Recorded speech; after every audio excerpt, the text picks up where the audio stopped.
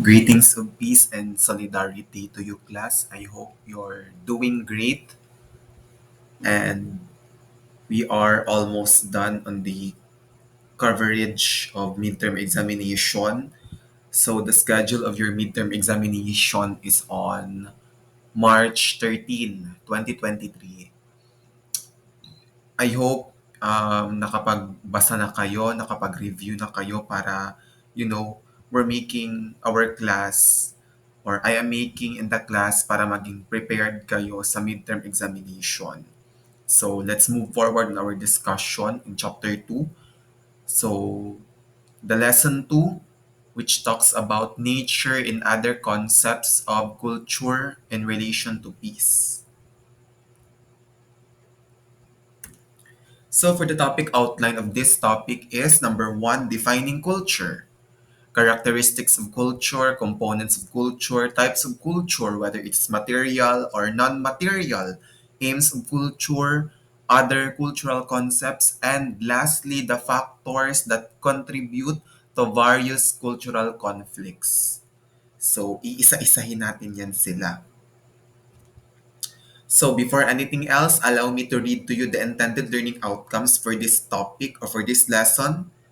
Aims to number 1, discuss the meaning of concepts in culture that determine knowledge and attitudes of people towards others. So ano ba yung ginagamit natin na usually na kultura sa lipunan na that really distinguish or determine our knowledge and attitudes of people towards others. So what are the on how we are going to behave, kung sino-sino yung mga kasama natin, or what are those folkways or mores that we need to consider shall behavior or shall not behavior. Then second is explain how culture affect our goals in achieving sustainable peace and development. So what is culture? Culture derives from the Latin word cultura, which means clear. Moreover, derivative of the verb colio, meaning infinitive coller. When you say infinitive, ibig sabihin walang katapusan. Infinite, forever. Meaning to tend, to cultivate, and to till among other things. In other words, culture is that complex whole, which includes knowledge, beliefs, art, law, custom, and any other capabilities and habits acquired by a man as a member of the society. In other words, there are, lahat ng mga binigay yung sample sa akin, yung if you remember na nagpasulat ako sa inyo sa papel kung ano yung pag narinig niyo yung salitang culture, ano agad yung pumapasok sa isip niyo. Merong sumabi ng iba traditions, practices, beliefs, all of that is, part of culture. Sinabi dito, other capabilities and habits acquired by man as a member of the society. In other words, there is a classification when you belong to the society. If not, if you are not recognized to a certain group, then you are not belong to that particular group. There are derivatives to consider whether a man is a member of the society or not. So, here are the characteristics of culture. So, iisa-isahin natin to sila. I will not read it to you dahil sabi ko iisa-isahin natin to sila. So, let's start with number 1. Culture is learned. What do you mean by this? It is acquired through education, training, and experience. A baby is not born with knowledge. Is not A baby is not born with knowledge, skills, and abilities. It is not genetically transmitted. The knowledge, skills, abilities, and learned habits of the parents cannot be transmitted to the offspring through hereditary. Hereditary. So meaning, what do you mean by this? Pag pinanganak pala yung isang sanggol, namamana niya yung genetic agad-agad kung ano ba yung parents niya, kung both parents niya are black, then automatic black din siya, genetic. But culture is not in that way. It is not genetically transmitted. You know, kasi Hindi ka makakapagbigay ng knowledge or skills or abilities sa isang sanggol dahil infant pa lang siya, baby pa siya, wala pa siyang kakayahan to really, hone or harness his or her skill kasi kalalabas niya pa lang sa mundo. Meaning, nasa sa environment yun ng parents niya or sa mundo na ginagalawan nila, sa community niya on how his or her knowledge, skills, and abilities will, molded. Sinabi dito, hindi siya hereditary. So, ibig sabihin, ang culture is not hereditary. Yun yung sample ba na wrong mindset ng mga Filipino or Philippine culture is yung tinatawag natin na kasabihan na kung ano ang puno siyang bunga. Mali yun siya. Kasi nga, ito ang nasasabi that parents cannot be transmitted to the offspring. Ibig sabihin, yung knowledge, skills, abilities, and learned habits of the parents cannot be transmitted to the offspring through hereditary. What do you mean by that? Yung sinabi ko kanina na kung anong puno siyang bunga. It doesn't mean that your parents is, for example, your parents is poor, then automatic pati ikaw, poor ka na din. No, always remember na hindi mo kasalanang pinanganak kang mahirap. Kasalanan na pag namatay kang mahirap. So that is the main point there. Or yung ibang thought is pag yung father mo and mother mo, pag yung father mo is asinggero at yung mama mo is sugarol, automatic yung dalawang traits mamamana mo. No, it depends. It depends on how you are, a certain people or a man will mold his or herself in a particular community. Yun bang thought na pag ang mama na ko na kung papa burikat, kailangan ako po burikat? No. Mali yan siya, class. Culture is learned, but it's up to you on how you are going to accept or what behaviors you are going or knowledge, skills, or abilities you are going to learn from your parents. Culture is learned. So culture is socially transmitted through language. What do you mean by this? It is transmitted from one generation to another through the medium of language, verbal or non-verbal, through gestures or signs, orally or in writing. Ito yung mga ginamit ng mga primitive people way back before in our country. That's why may tinatawag tayong pasalindila dahil yun yung naging way kung bakit yung mga ibang superstitious beliefs nowadays is buhay pa din at pinapaniwalaan natin like katulad ng mga pagpag or yung wag magwawalis sa gabi or whatsoever. Yan yung mga socially transmitted through language. So culture is a social product. Many people interacting with one another develop culture.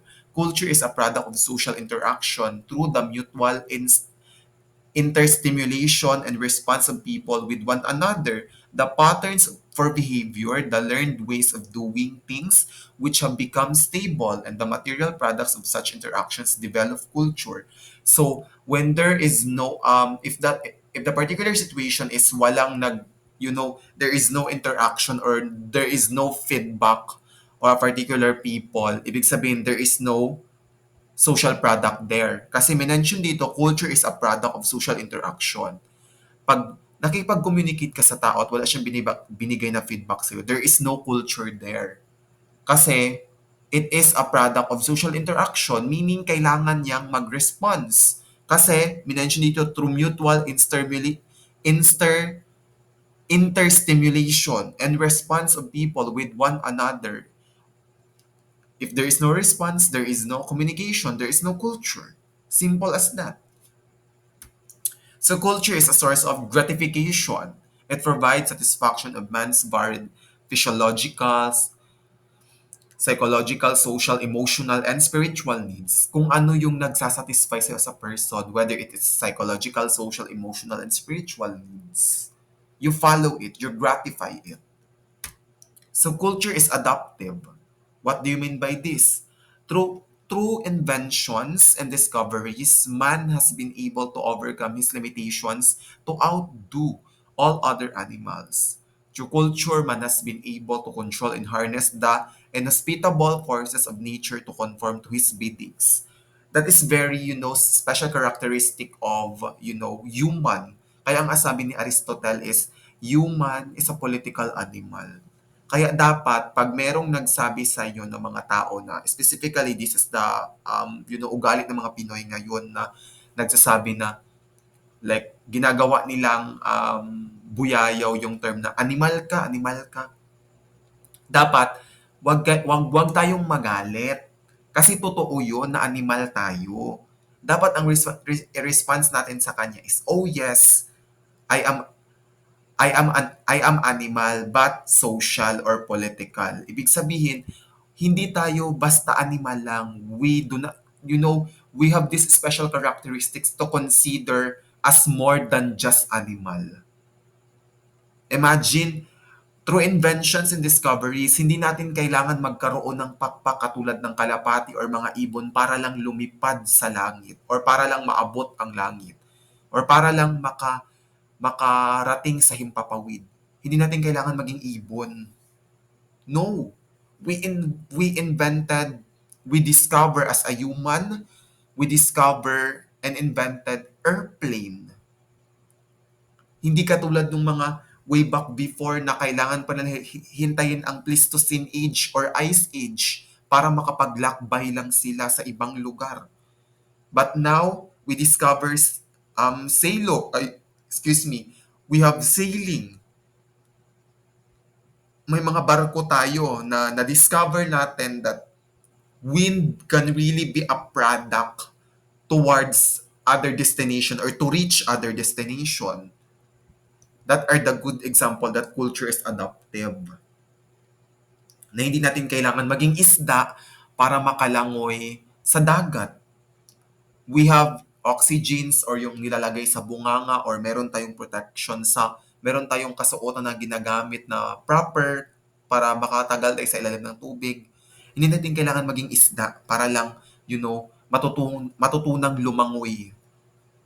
That is culture is adaptive. Next is culture is distinctive way of life of a group of people. What do you mean by this? The members of the society have developed their unique way of life that suits their needs and particular situation. Although all people have culture, such culture differs from one society to another, or what we call cultural diversity. Specifically in Mindanao or even in USM, we have, pluralistic environment. There are a lot of people exchanging their information through social interaction, having this kind of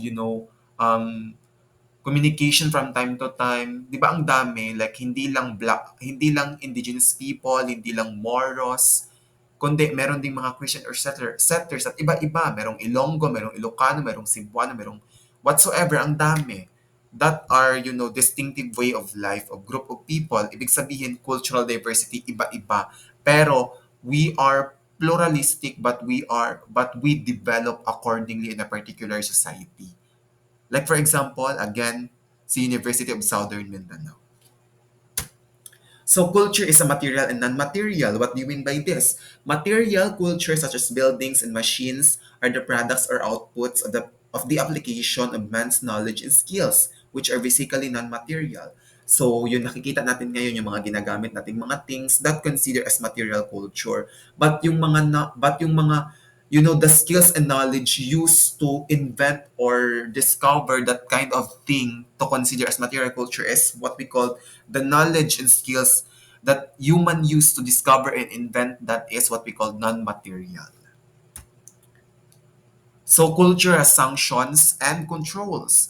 These sanctions could be formal or informal. These are rewards for conformity to culture, but there are also punishments for deviation from or violation of the culture, the prescriptions of the society.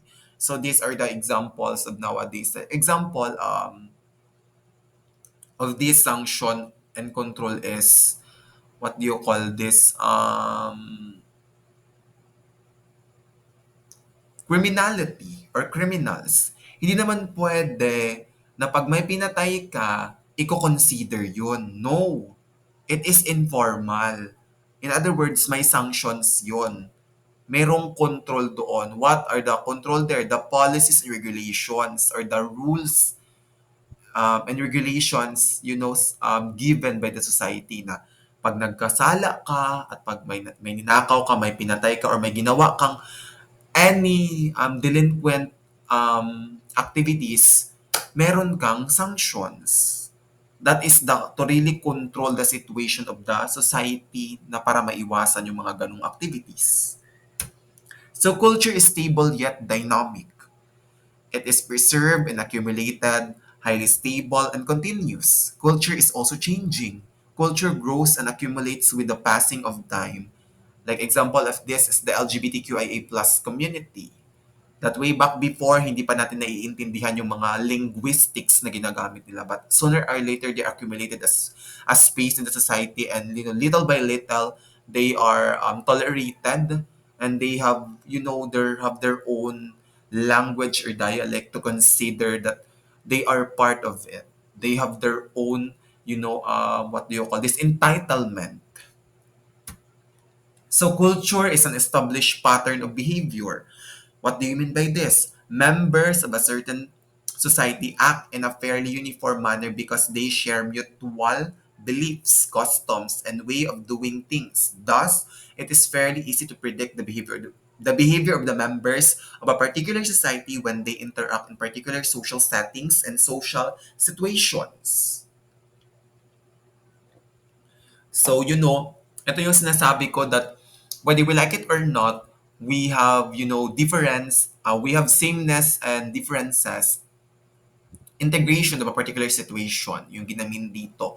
So, hindi ibig sabihin na dahil hindi mo kadugo yung isang tao or wala kang, hindi mo pwedeng sabihin na wala kang pakialam sa kanya kasi, again, we are moving in a particular society. We share mutual beliefs, custom, and ways of doing things. That are the patterns that we need to consider. So, for example, engaging in a relationship, yun yung sabi na pag, according to research, pag naghanap ka ng kapareha mo, like gay to gay, lesbian to lesbian, mas matagal ang, the pattern of behavior, or mas matagal ang, um, what do you call this, mutual beliefs and customs niyo because you follow certain pattern of behavior, kung ano yung struggle na naranasan niya or napi-feel mo din yun because you are at the same pattern. Just like also in choosing your schools where you are able to get your credentials sooner or later, there are certain pattern of behavior that you need to consider kung bakit yun yung school na pinili ninyo. So what are the components of culture? Number one, norms. So sa norms, among the social norms are folkways and mores. There are two kinds of mores also, the positive mores or duty or the thou shall behavior. The second is negative mores or taboo or thou shall not behavior, and the things, the laws, or what do you call, yes, the laws. And then second is ideas, belief, values. And third is material culture. And last is the symbols. So what are norms? When you say norms, ito yung paksa in Tagalog. Kumbaga, we need to follow. These are guidelines people are supposed to follow in their relation with one another. They are shared rules that specify what is right or wrong and the appropriate and inappropriate behavior. They indicate what people should or should not do in specific situation. They indicate the standards of propriety, morality, legality, and ethics of the society that are recovered by sanctions when violations are made. They also enable people to anticipate how others will interpret and respond to their words and actions. Example, we are supposed to be sad and depressed when a family member dies. Definitely. Kasi yun yung paksa. To be sad kasi may nawalang kapamilya mo or loved ones mo. Alam nga naman merong patay na tatawa ka. 'Di ba? You didn't follow the norm. Maraming magugulat sa'yo. inappropriate behavior na pag may patay, kailangan mong tumawa na para kang nababaliw. It is inappropriate. There are, we follow again certain legality and morality and ethics. That is what we call norms. So among the social norms are number one, folkways. What do you mean by this? These are everyday habits, customs, traditions, and conventions people obey without giving much thought to the matter. They are They are the general, customary, or habitual ways and patterns of doing things, which do not have particular moral and ethical significance. People who violate folkways are labeled slobs or eccentrics, but as a rule, they are tolerated. Example: various folks eat with their bare hands and walk along the street barefooted. On the other hand, city folks eat using spoon and fork, and walk wearing slippers or shoes. That is some more example that we need to consider. Or even remember the question of Gloria Diaz in Miss Universe 1969, that if a man landed to a moon, ano do yung gagawin sa kanya? Or syempre, ang sagot ni Gloria Diaz, syempre, matagal siya na stuck doon sa moon. Syempre, ang gagawin niya, i-entertain niya, pakakainin niya, or whatsoever, that what your hands, di ba? Parang, at tinarong din sa kanya sa preliminary is, why Filipinos are using hand in eating. Siyempre, may sense of humor si Gloria Diaz. Ang sinagot niya that time is, why do you use your feet? Ang pangit naman na kung kakain ka, paa yung gagamitin mo. No. It is hands talaga. So that is a good example of folkways that you need to consider, na akala natin sa iba is nakakadiri siyang tignan, but it is tolerated already in some areas, specifically in various, na mas masarap kumain pag kinakamay kaysa sa gumagamit ng tinidor o kutsara, provided na naghugas ka ng kamay. So that are the main examples of folkways. So mores, what is mores? These are the norms people consider vital to their well-being and most cherished values. There are special customs with moral and ethical significance which are strongly held and emphasized. Mores are coercive and compulsory due to their strong moral and legal sanctions. They are society's code of ethics, moral commandments, and standards of morality. Example, the Ten Commandments, strongly held and emphasized, whether we like it or not. Merong mga, or yung mga hadith ni Prophet Muhammad sa mga Moros na kailangan i-follow. Sa mga Christians naman yung Ten Commandments, or the, ano pa ba, yung mga sa IPs is their traditions and plantings that, some specify their identity, unique identity. So there are two kinds of mores. Number one is positive mores or duty or thou shalt behavior. Duty meaning refers to the behavior which must and ought to be done because they are ethically and morally good. Example, giving assistance to the poor and the needy dwellers. Thou shalt love God above all. Ito yung mga ginagawa like doing community engagement activities, having this donation drive activity, kasi natatak na sa atin na pag merong, like for example, may sunog ang isang community, automatic magbabayanihan yan sila. O yung tinatawag natin na yung push no bill, yung mga ganyan, that are the possible of positive mores. Ano naman yung mga negative mores or taboo or thou shall not behavior? Taboo means refers to the societal prohibitions or prohibitions on a certain acts which must not be done because they are not only illegal but unethical and immoral. Example, prohibitions against incest, cannibalism, and murder. Siyempre, tama ba na kainin mo yung kapwa mo tao? Tama ba na pumatay ka ng tao? Tama ba na gumahasa ka ng tao? Tama ba na mang-hold up ka ng tao? No. That are those taboo. But in other countries or other areas, meron na ito, yung, like, pwede nila asawahin yung anak nila or kadugo nila, that are what we call incest taboo. Pero it is somehow, tolerated, pero I don't think so because this considered also as negative mores, or thou shall not behavior, o yung iba na religion na tinatawag natin na legal daw ang ang ano yung tinatawag like sa kanila na mercy killing. Again, I don't think so, but because for me it is considered as murder kahit meron kang certain religion or what, somehow part of cult or sect. When you legalize mercy killing or whatsoever, or it is negative mores pa din or taboo. So, people who violate the mores are not only labeled as deviants and unfit for society, but may be ostracized, beaten, punished, imprisoned, incarcerated, rehabilitated in mental or penal institutions, exiled or executed. Example, criminals who commit heinous crimes such as rape, murder, plunder, and economic sabotage. That are those examples. Then letter C is the law. These are formalized norms enacted by people vested with legitimate authority. They are group expectations which have formal sanction by the state.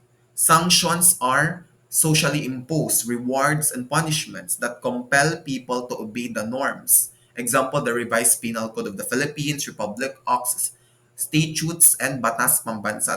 That are the examples of law that we need to follow in order for us to live orderly and peacefully. So, what are the ideas, beliefs, and values? I will not go further on each example because it is, somehow in my part is understandable. So, um, it is part of your reading na lang and internalize each information since may binigay naman akong example dyan for you to cope up the discussion. So, material culture. So, it refers to the concrete and tangible objects produced and used by man to satisfy his varied needs and wants. It ranges from prehistoric stone tools and weapons to sophisticated and modern spaceships and weapons of mass destruction. Artifacts refers to simple man-made tools and objects. So, ito yung sinasabi ko that during the primitive era, meron silang ginagamit to catch an animals or ano ba yung usually ginagamit? Like stones from Paleolithic to Mesolithic and Neolithic. So, nagkakaroon ng iba't ibang shapes yung mga stone nila or meron ng mga ginagamit na kakaiba na to easily catch the animals para makahunt sila ng madali. So, as the time goes by, they this can be much concrete na ginagamit nila. Yun yung mga na naging basihan ng material culture to really distinguish their condition up to now in our era.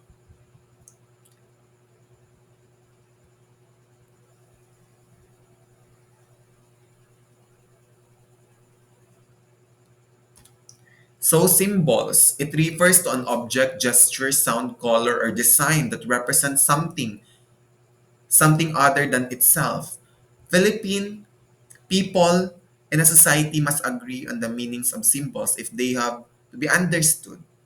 Man's ability to develop culture and transmit it derives from the human ability to manipulate symbols and to arrive at mutually shared meanings of events. In this regard, language, both oral and written, plays a significant role in the development and transmission of culture. Example, cross for Christianity. So yun yung mga symbols. So merong dove for peace and crescent for Islam.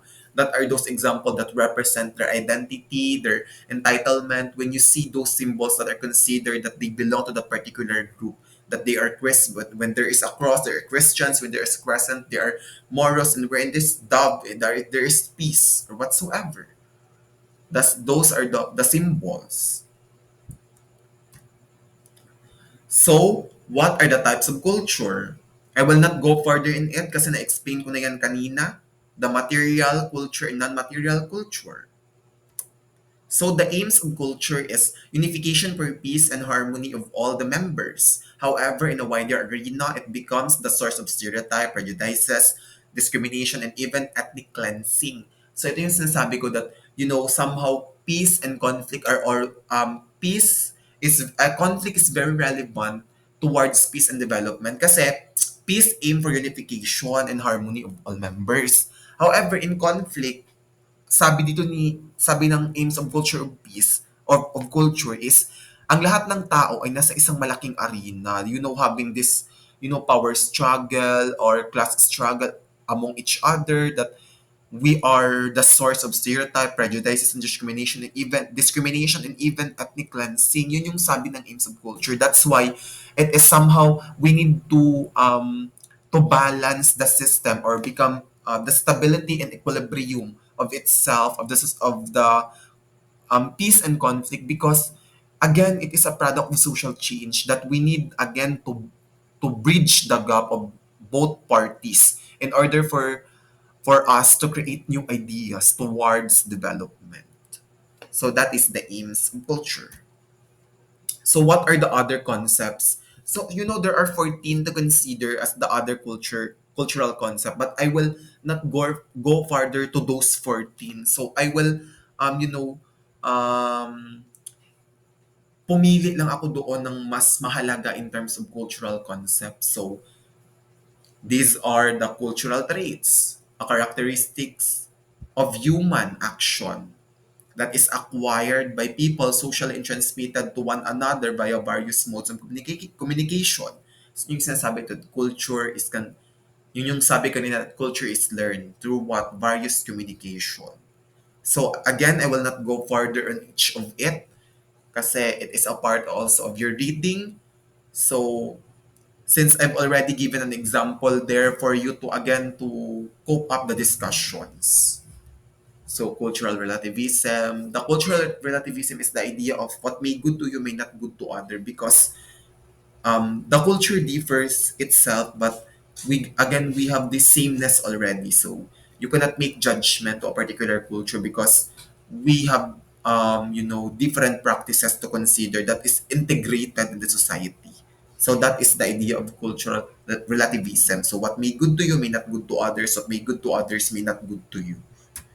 So culture shock. Ito yung usually nangyayari sa mga overseas Filipino workers that they need to adjust themselves in a particular situation or in a particular country, kung saan sila nagtatrabaho, kung malamig ba, mainit, specifically financially, economically, and the culture of the people there, in order for them to adopt what are the people's practices and traditions in that particular country.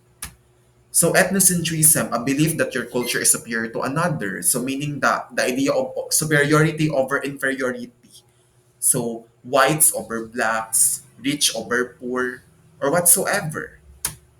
So sinocentrism, subculture, then counterculture or contraculture, and the factors that contributes to various cultural conflicts. Number one, intracultural conflict, the sociocultural image of most contemporary societies. And last, the intercultural conflict. So those are the factors that contributes to various cultural conflicts. So when you say intracultural, sinabi dito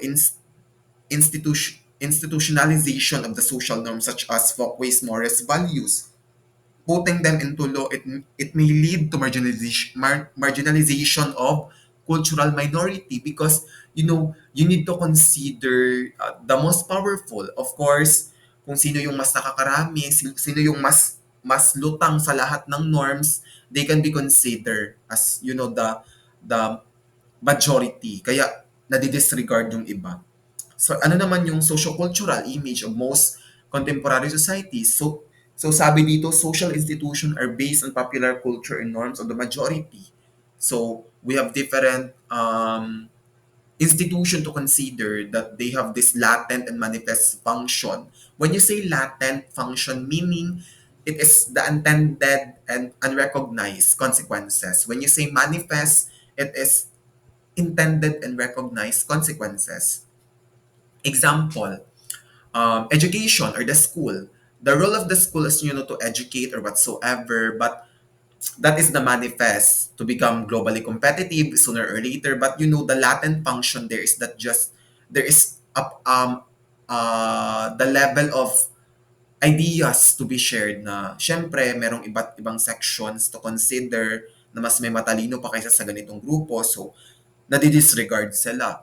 So That is the example. So intercultural conflict is invasion, meaning the imposition of powers, and colonization, like China over the Philippines or China versus Philippines. Social stratification is this the example, yung mga um, tawag nito, even sa hospital. Ito yung nakikita natin sa social stratification, like merong ward, semi-ward, and private. Naka-stratify siya, naka-level siya according to class. So kung sino yung walang afford or wala masyadong kaya, hala magdasok mo sa ward. Kaya dili ninyo afford ang private, so magdasok gid mo sa ward. So ethnic cleansing, so ito yung mga kultura na unti-unting namamatay dahil hindi na-recognize sa society.